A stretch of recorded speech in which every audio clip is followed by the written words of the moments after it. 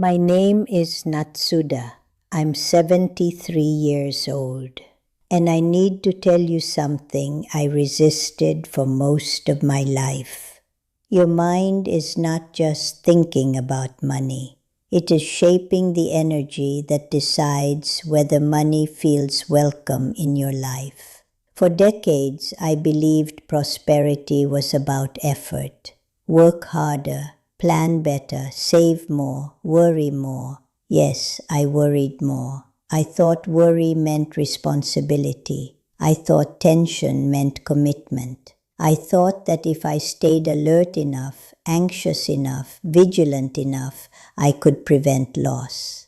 But here is what I learned slowly and painfully. An anxious mind creates a fearful field, and fear repels stability. Let me take you back to when I finally understood this. I was 50 years old. My financial situation was not collapsing. It was just stuck. Always just enough. Never overflow. Never ease. Every improvement felt temporary. Every gain felt fragile. And I noticed something disturbing. Even when good things happened, I expected them to disappear. When money came in, my first thought was, how long will this last? When an opportunity appeared, what if it falls through? When I paid off something, what's the next problem?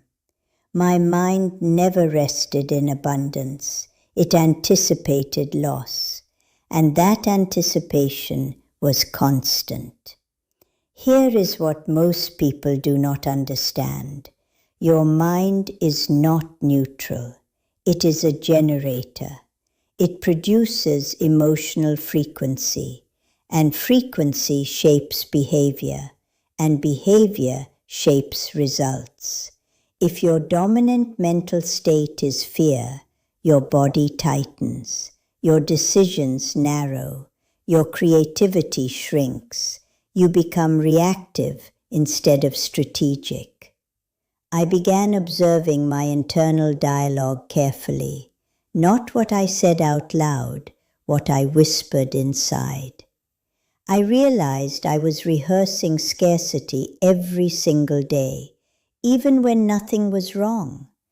I would wake up and think, I hope nothing goes wrong today. Do you hear it? Even my hope was built on fear. That subtle fear created tension in my nervous system before the day even began. And tension cannot create prosperity. It creates survival. Prosperity requires expansion, calm, clarity, expectation of growth. But I was living in expectation of danger. And so my life kept confirming danger.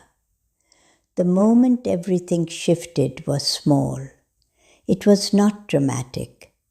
I was sitting quietly one morning, exhausted from my own thoughts, and I asked myself, what would it feel like to assume that things are working?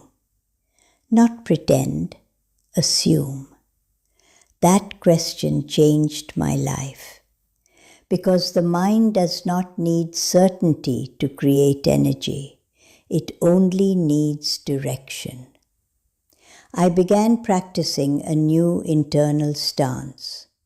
When a fear-based thought appeared, instead of fighting it, I gently redirected it.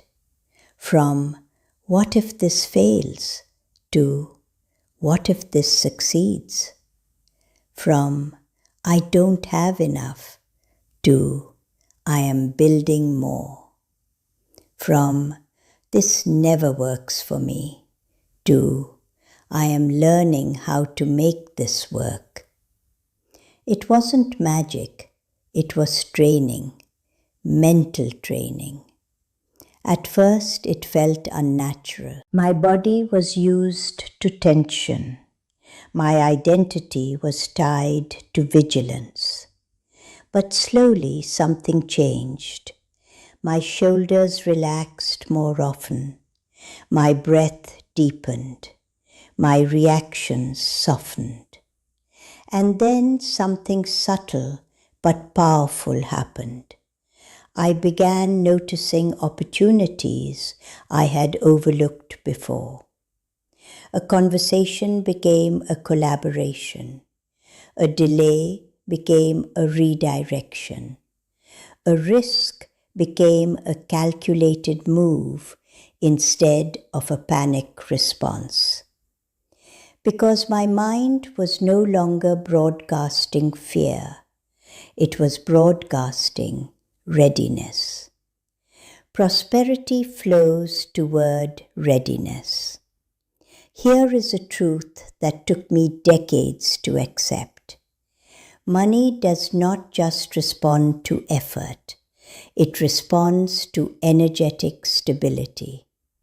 If your mind constantly signals crisis, your entire system behaves as if you are in crisis. And crisis energy cannot hold abundance. But if your mind begins to generate trust, clarity, and expectation of growth, your nervous system calms, and a calm nervous system makes better decisions. Better decisions compound, and compounding decisions build wealth. This is not mystical, it is neurological. Your reticular activating system, the part of your brain that filters information, looks for evidence that confirms your dominant thoughts. If you think there is never enough, your brain will filter for lack. If you think there are ways forward, your brain will filter for opportunity. The outer world does not change first. Your filter changes first. Then your world appears different. And then your choices change. And then your financial reality changes. I want to speak about something deeper now. Your mind creates emotional safety or emotional threat around money. If money feels stressful, you will unconsciously sabotage holding it. If wealth feels unsafe because you associate it with pressure, jealousy, responsibility, or conflict, you will not expand into it. I had to ask myself, do I feel safe with money? The answer shocked me. No. Money felt heavy, risky, demanding. So my nervous system kept me in manageable scarcity instead of overwhelming abundance. When I began building safety around money through calm thinking, stable planning, and neutral emotional reactions, my capacity to hold it expanded. Holding is as important as attracting. Now I practice something daily that transformed my energy. Every morning before touching my phone, I ask myself, what is the energy I want to carry into today? Not, what do I need to fix? Not, what might go wrong? But, what energy do I choose? Some days the answer is stability. Some days clarity. Some days courage.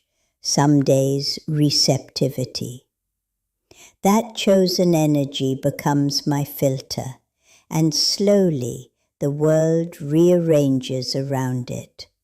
Not because the universe magically obeys me, but because my perception, behavior, and presence shift. And that shift invites new outcomes. I am 73 years old.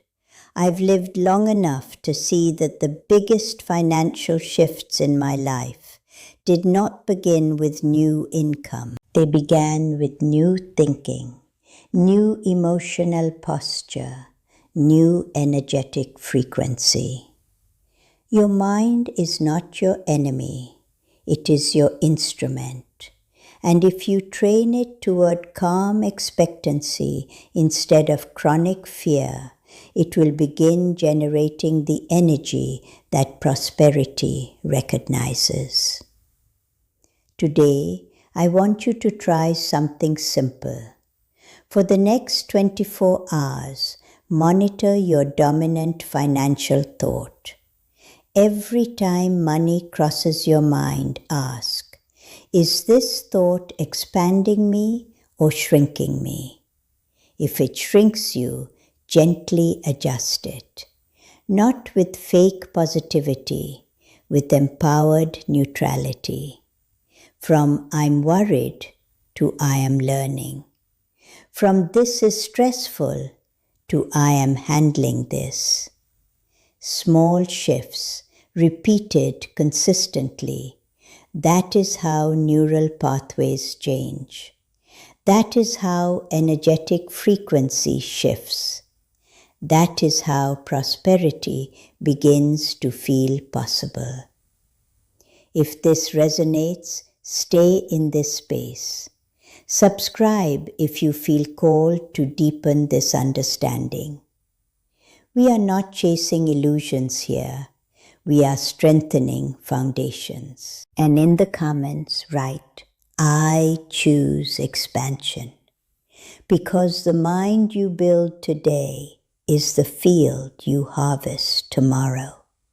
And your prosperity begins there.